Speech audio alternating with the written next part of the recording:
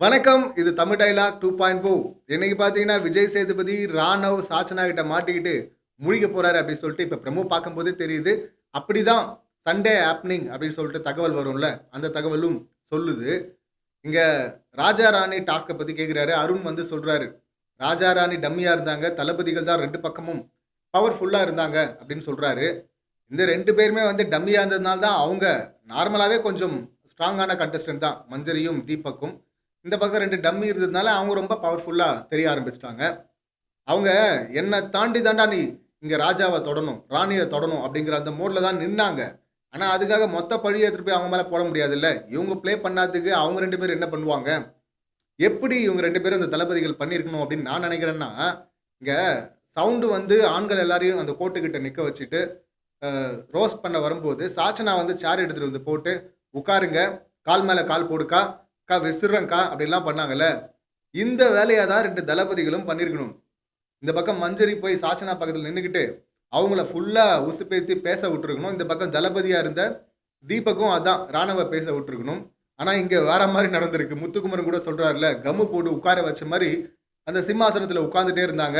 அத மீறி எப்பயாவது ஏதாவது சொல்ல வந்தா நெஞ்சாங்குழியில அடிச்சு அப்படியே உட்கார வச்சுட்டாங்க அப்படின்னு சொல்லிட்டு இருந்தார்ல. அத மீறி ஏதாவது பண்ண வந்தா, "நீ உட்காருயா, நீ என்னத்த பேச போற?" அப்படின்னு தான் அவங்க நினைக்க தோணும். காரணம் வந்து, இவங்க 2 பேருமே நான் அந்த லைவ்ல பார்த்தவங்களுக்கு தெரியும். இந்த பதவி ஏற்க வர்றாங்கல்ல, அப்பவே 2 பேருமே பயங்கரமா சொதப்ப ஆரம்பிச்சுட்டாங்க. ஒளர ஆரம்பிச்சுட்டாங்க. அப்படி ஒளரும்போது, இவங்கள எப்படி முன்னிலைப்படுத்துவாங்க? நல்லா கரெக்ட்டா பேசுற ஆள போட்டிருந்தா, அவங்க பேசட்டும் அப்படின்னு சொல்லிட்டு வழி விட்டுருப்பாங்க.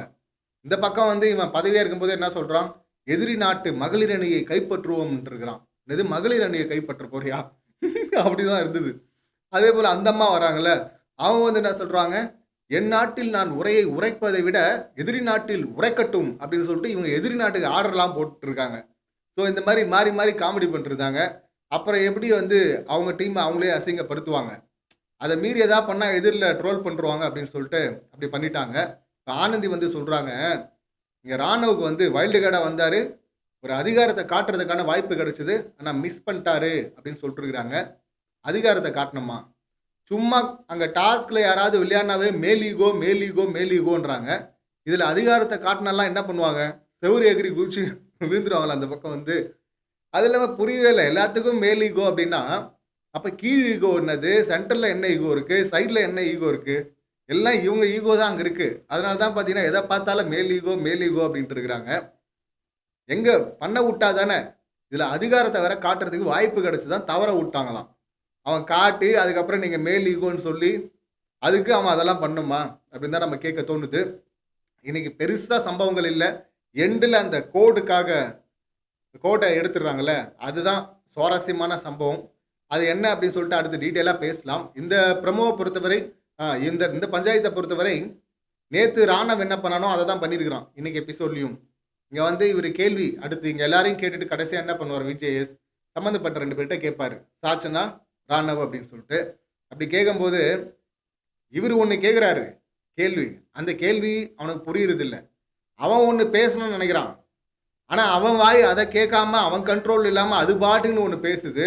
ஸோ, இப்படியெல்லாம் பேசிட்டு இருந்தா, லாஸ்ட்டா இவர் நின்னுகிட்டு என்னதான் பண்ண முடியும்?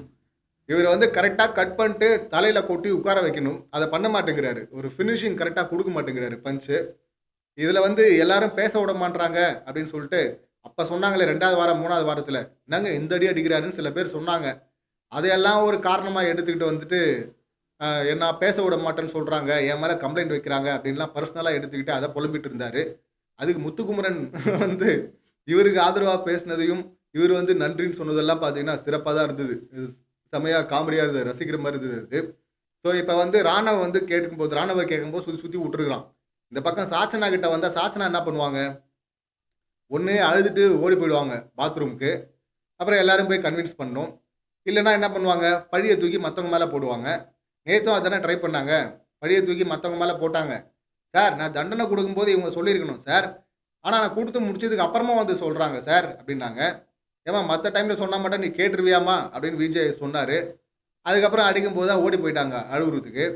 இப்ப பார்த்தீங்கன்னா, எல்லா தப்பும் காரணம் பார்த்தீங்கன்னா, மஞ்சரி தான். மஞ்சரி என்ன பேச வுடல அப்டின்னு சொல்லிட்டு மஞ்சரி மேல பழிய போட்டுருக்காங்க இவங்க. அதானே தெரியும். இப்ப என்ன பண்ணணும்னா, அடுத்து எல்லா கண்டஸ்டன்ட்டும் அது என்ன சாச்சனாக்குன்னா ஒண்ணு, எங்களுக்குன்னா வேறவா அப்படின்னு சொல்லிட்டு இனிமே விஜய் சேதுபதி கேள்வி கேட்க ஆரம்பிக்கும் போது கேள்வி புரியலன்னா அழுதுட்டு அப்படியே பாத்ரூம்குள்ள ஓடிடணும். ஸோ எல்லாருமே ஓட ஆரம்பிச்சா இந்த பிக் பாஸ் செட்டுக்கு பெரிய பூட்டை போட்டு வாசல்லே விஜய் சேதுபதி உட்கார்ந்துக்கிறதுக்கு கரெக்டா இருக்கும் அப்படின்னு நினைக்கிறேன். இன்னொன்னு சில பேருக்கு இன்னும் அந்த தகவல்கள் வந்து சேர்ந்திருக்காது அப்படின்னு நினைக்கிறேன். சாச்சனா எவிக்ட் எவிக்ட் அப்படின்னு சொல்லிட்டு எவிக்ட் ஆவாங்கன்னு எதிர்பார்த்தோம்ல. வாரம் எதிர்பார்க்குறோம். அவங்க வரும்போதெல்லாம் நாமினேஷன் வரும்போதெல்லாம் எதிர்பார்க்குறோம். ஆனால் நடக்க மாட்டேங்குது. அந்த சுவர் இன்னைக்கும் வெளியே போல. வர்ஷினி தான் வெளியே போயிருக்கிறாங்க. சாச்சனா எவிக்ட் செய்யப்படவில்லை. கதறி அழுத சாச்சனாவை மகாராஜா காப்பாற்றி விட்டார் அப்படின்னு தான் சொல்லணும்.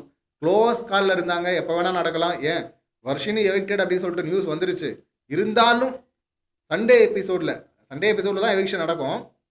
இருந்தாலும் வெயிட் பண்ணாங்க. சண்டே எபிசோட் முடிகிற வரை ஏதாவது ட்விஸ்ட் இருக்கும், டபுள் எவிக்ஷனாக இருக்கும், சாச்சனாவை கண்டிப்பாக தூக்குப்பாங்க அப்படின்லாம் வெயிட் பண்ணிருந்தாங்க.